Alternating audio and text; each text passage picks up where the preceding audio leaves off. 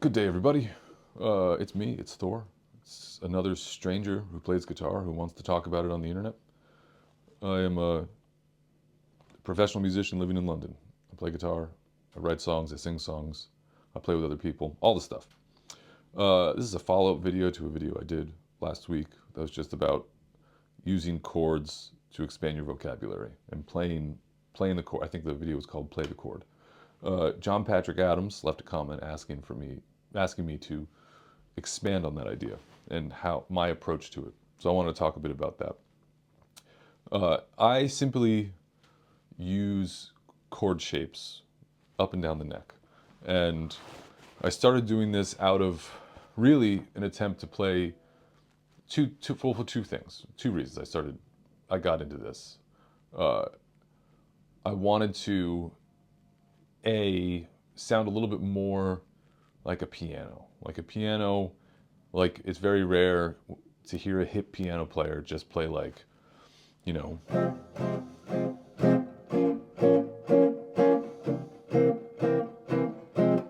you're not going to hear that very often. You'll probably hear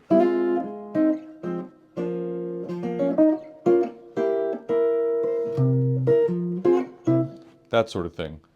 Mind you, they have a different role in a band. They have a different role and they have a different vocabulary. So of course there's differences, but I was jealous of that. I had piano envy.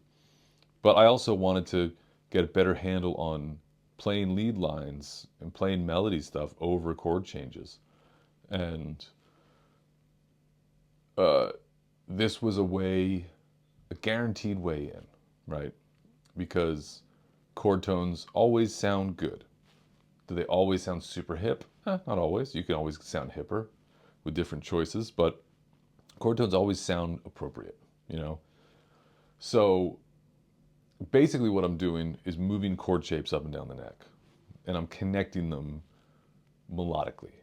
Voice leading is really what it is. You can read more about voice leading. There's people who describe it and teach it far better than I ever will. But as far as on the guitar, I like to choose. So a way to practice this. So I'm going to take a set of 3 strings. So in this case, the second string, the B string, the third string, the G string, and the D string, the fourth string. That's going to be my home base for right now. I'm just going to play everything there. And you want to recognize what your chord shapes are. So in this case, this song that I played at the top is called Tango Till Their Swords, the Tom Waits song.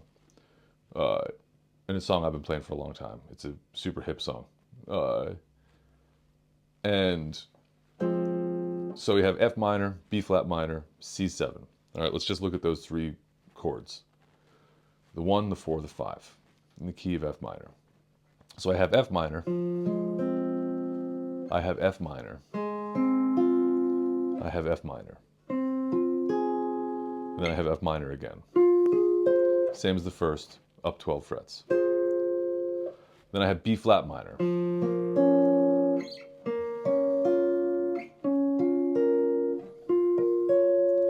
Then I have C7.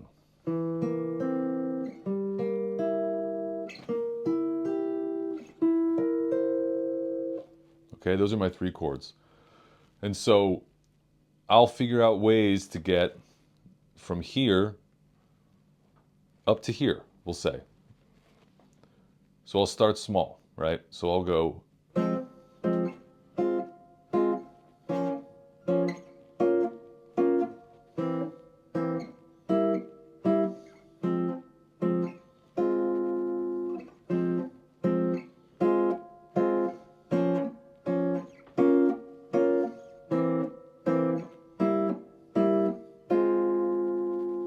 So that was just F minor, B flat minor, C7. But what I was doing was 2 beats on one shape, 2 beats on the next shape, moving up.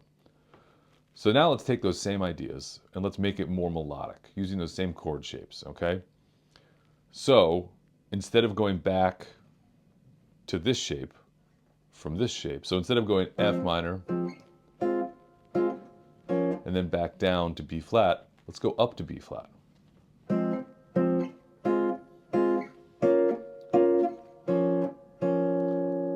And similarly, instead of going down to C7, let's go up to C7.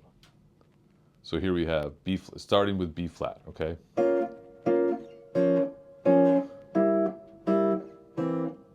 And then up to, see, I went up to F minor there. So I'm just trying to get more melodic with those shapes. So now let's add a passing tone in. In this case, from the F minor, I'm going to add, what note is that? That's an E flat, the flat 7, F minor 7. So I'm going to go,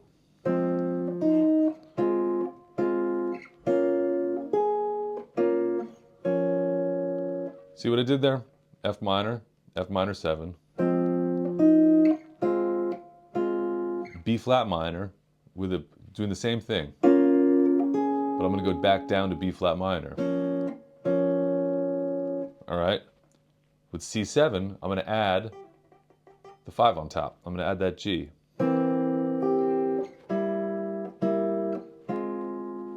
So all of a sudden now I have melody.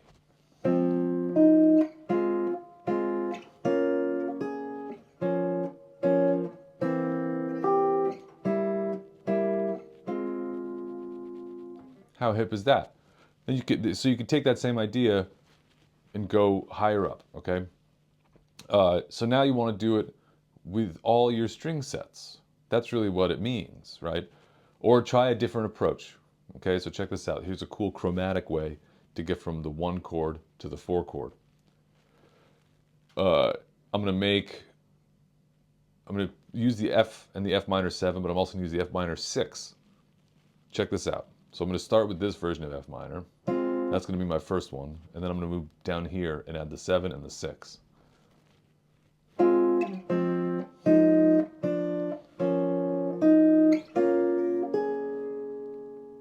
Look at that. How cool was that? That F minor 7, F minor 6, B flat minor. Because we have this chord tone.